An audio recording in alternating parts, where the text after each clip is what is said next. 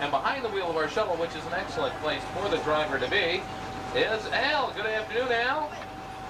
Hi, everybody. Enjoy the tour. I'm on camera. Hi.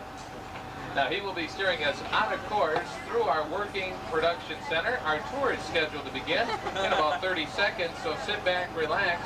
We'll be on our way in just a moment. Oh, that's too funny, y'all. You get it? Or you laughing? No. Make sure you get him from his good side. That's when he's looking forward. So when he turns around to drive, make sure you get lots of footage then. Yeah, I will. I, of course, look good at any angle. Yo, this is too funny. Inside, Disney animators are currently hard at work on our 30th full-length animated feature entitled Beauty and the Beast, which is due out for release in November of this year. So check your local theater for that one this fall. But right now, let's move on to live action, film, and television. At the Disney MGM Studios, we feature sound stages, outdoor sets, state-of-the-art editing facilities, recording studios, and just about anything else you might need to make a movie or TV show.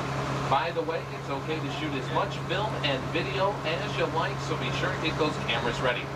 Now, the first picture you might want to take will be coming up high in the sky off to your right. That's the symbol of the Disney MGM Studios, our award-winning Earful Tower. It stands 13 stories tall and is capped off by a set of Mickey Mouse ears that weighs 16 tons. Now, in case you're wondering, that's a hat size of 342 and 3/8. Also on your right is one of our larger prop storage areas, known as the motor pool. Those futuristic cars were used in the film Blade Runner, starring Harrison Ford. The red Coyote car used in the television series Hardcastle and McCormick, which starred Brian Keith. The classic black sedan with the green spoke rims was used in the film The Untouchables, starring Sean Connery. And all of these colorful vintage automobiles were actually used in the film Dick Tracy. Across the street, those are bungalows that house production teams while they're filming at the studio. In bungalow number 1 and 3, we have Blue Wave Productions, which is the permanent home to the Mickey Mouse Club. We're now entering our greens department, where we store trees, plants, and shrubs until they're needed on the set. Greenery is often used to hide what the camera is not supposed to see. For instance, we might use one of those tall trees to hide the fact that only a portion of a wall's been built. Well, the plants are grown in portable boxes so they can be easily transported to the set, and if any of them are going to be used for a shoot on a sound stage, we carefully fireproof every branch, twig, and leaf. The sculpted figures that will be appearing to your right are known as topiaries. Topiaries can take up to 10 years to fully develop, and many of these unique sculptures can be seen throughout Walt Disney World. And if a director should need a 30-foot flower stem, we can even provide one of those.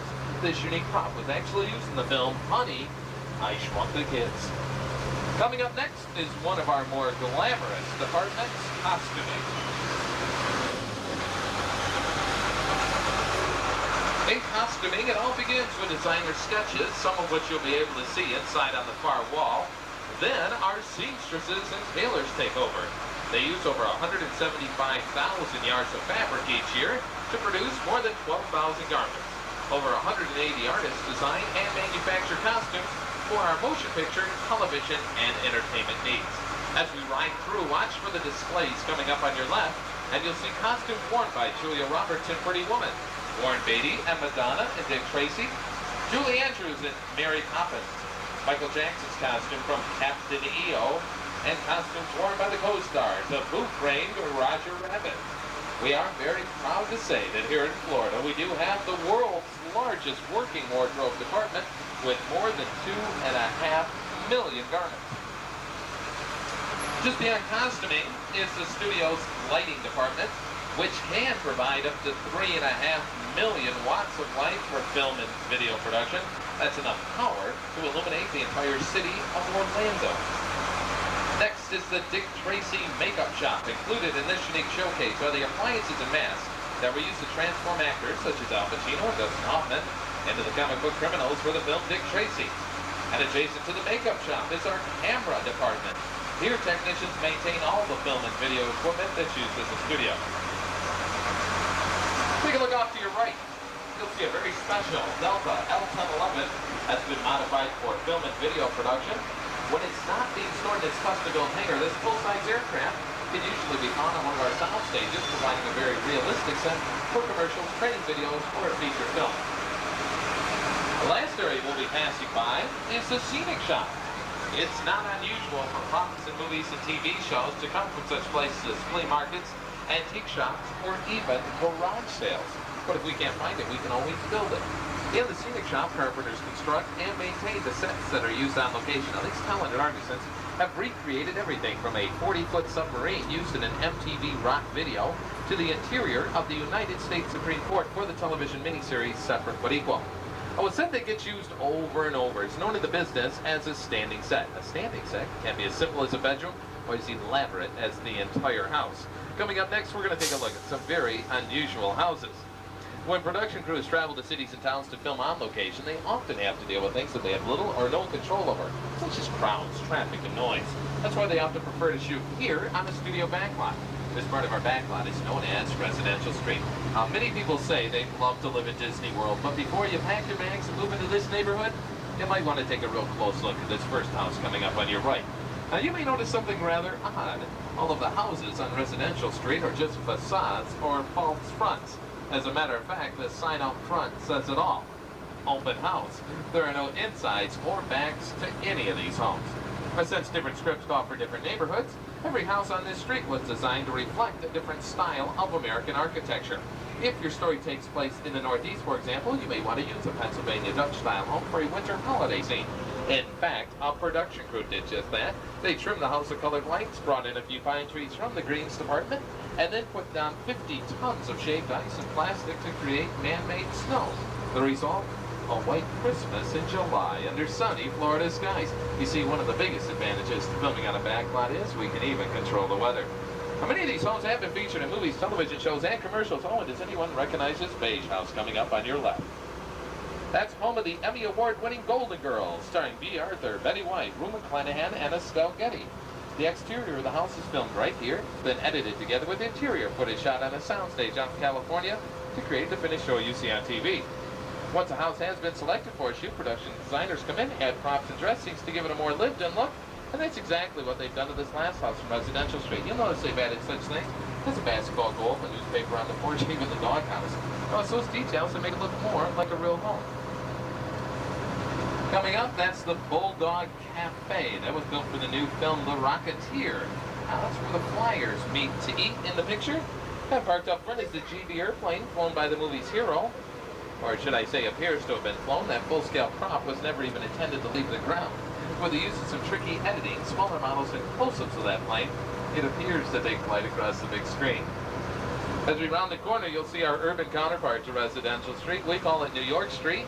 And we'll be returning to the big city in just a few minutes for a closer look. How are we doing in the back, folks? Hi, everybody. One of the few times I get to see is on these big corners. Hope you're enjoying yourselves today. As we round this next corner, I'd like you to take a look off to your right. You'll see our boneyard.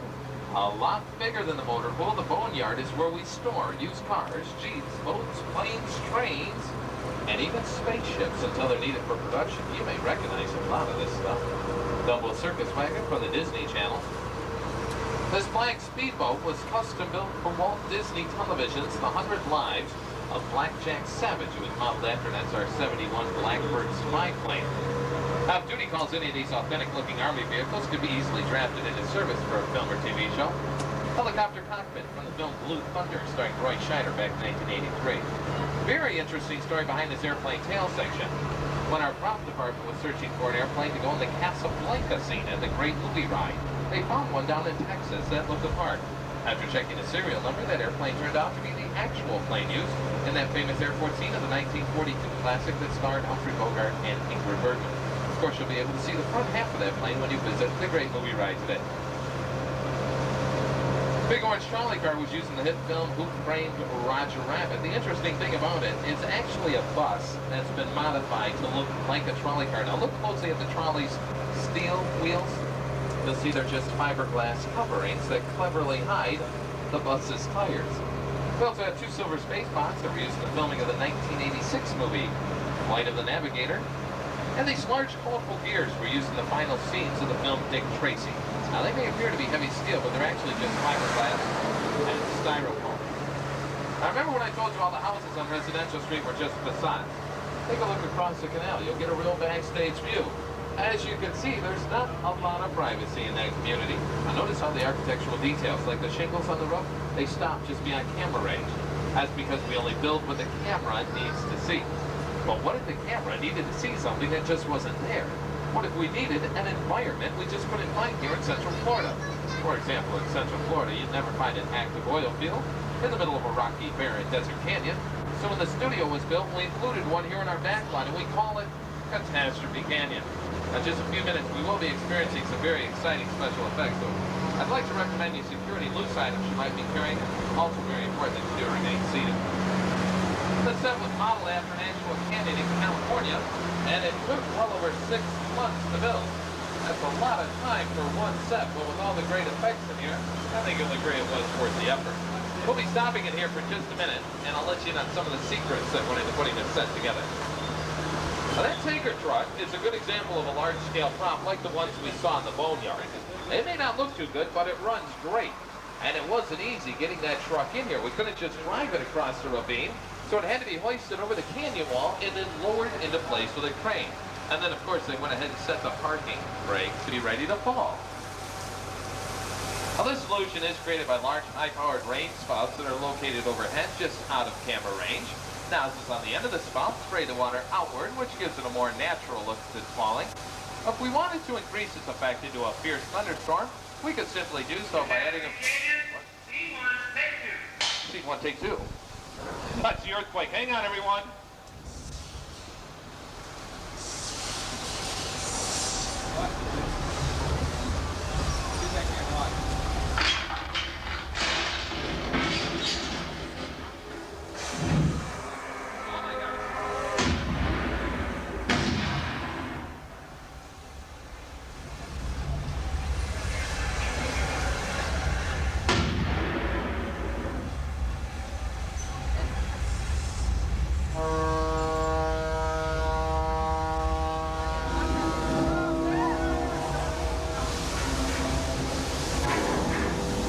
Watch out for the truck!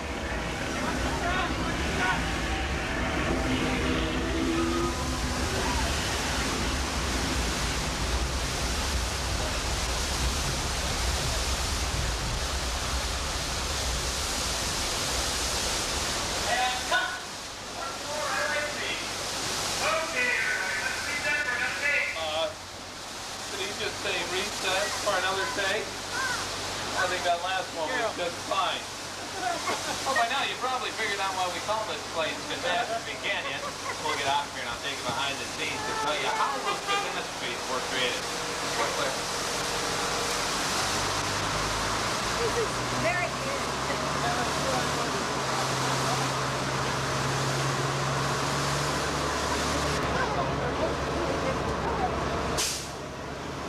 From behind, you can see that the canyon is actually a steel structure that's been covered in wire mesh. That wire mesh was covered with a layer of colored cement, and it was hand-carved to look like natural rock formations. The little yellow pipes running throughout the set are the ones that carried the gas for the fire and explosions you saw. These large white pipes carried the water for the flood. And that flood was created when we opened the gates to 3 large tanks on top of the canyon, sending 70,000 gallons of water thundering towards our shuttle. To add some more action to the scene, some of that water was blown down the canyon through air cannons. Those air cannons are so powerful that if we took one to New York City, stuck a basketball in it, we could shoot that basketball over the top of the Empire State Building. The earthquake you experienced was created by large hydraulic shaker tables that are located underneath the bridge. They're so powerful that if we turned them all the way up, we could throw an object weighing more than a ton over the railing and into the base of the canyon. Catastrophe Canyon was created with the help of a Hollywood special effects team, so what appeared to be an out-of-control disaster was actually just a very safe, computerized sequence of events. The entire show can be completely reset in just 3.5 minutes, which during the busiest part of our day is just enough time to let in another shuttle load full of victims. I mean, visitors. We'll sit back, relax in just a minute. Al will have us downtown on our very own New York street. Designed with Florida weather in mind, our facades can withstand hurricane winds of up to 90 miles an hour. Here comes an excellent photo opportunity to your right. Get your cameras out, get them ready. As we pass behind this archway, look down the street to see our New York skyline right here in Orlando. That's an old movie-making trick known as forced perspective. Those skyscrapers are actually just painted flat. The real Empire State Building stands over 100 stories tall, and ours just over 4.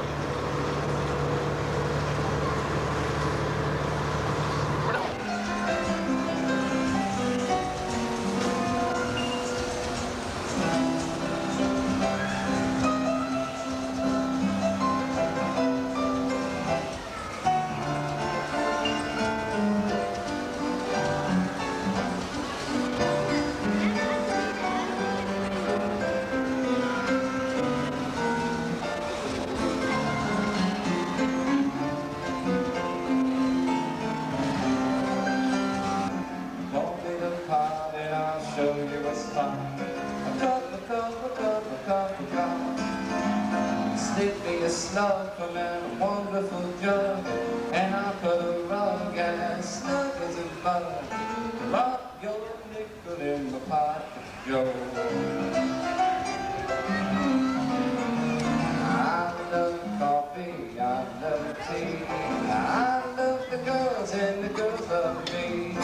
Coffee and tea and the job.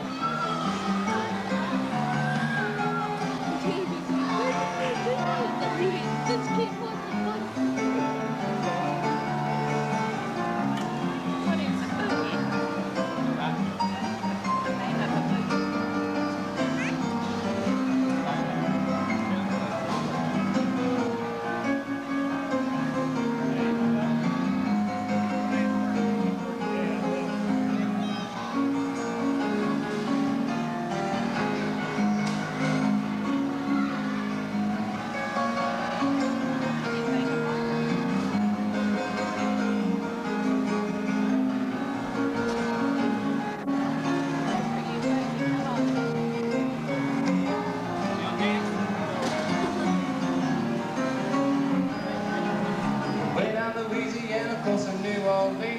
Way back up in the woods above the evergreen, stood a log cabin made of earth and wood.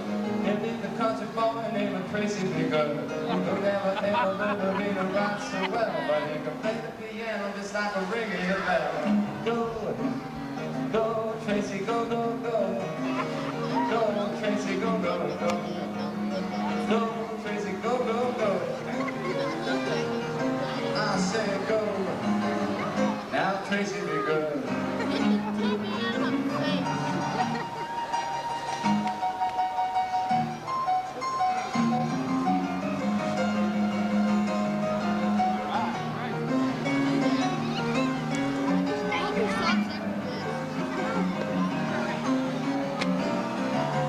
Their mother told some of you will be a man, then you will be the singer of a big old band. Man, and people coming from miles around. They hear you play the piano till the sun goes down. Maybe someday you'll make them be in lights. Tracy, be good to nice to life. Go, go, Tracy, go, go, go. Go, Tracy, go, go, go. Come on, Tracy. Get down and boogie. I said go. Now Tracy, be good. Right?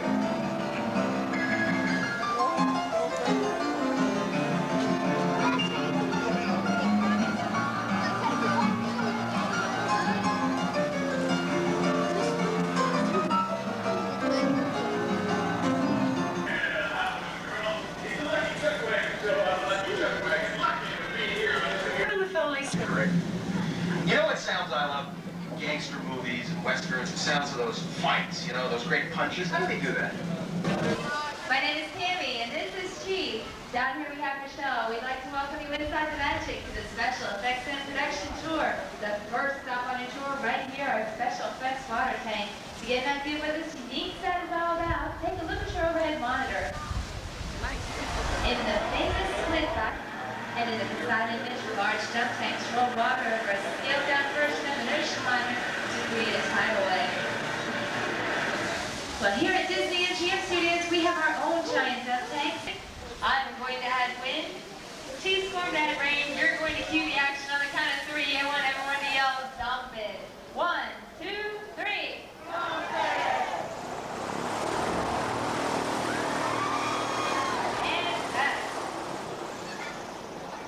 take the scene we just made with our gnome, the creative classic high speed adventure.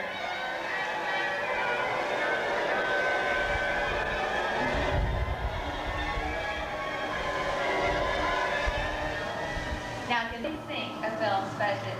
So we use miniatures like the ones you see in our tank. But how do we film a miniature ship heading through the ocean? Keep watching and I'll show you. If we leave our water surface flat, our miniature ship looks fake, so we add waves. If the waves are too big, then our boat looks like a toy in a bathtub. You might recognize antique from Penny Ash from the kids. Now on this table in front of me,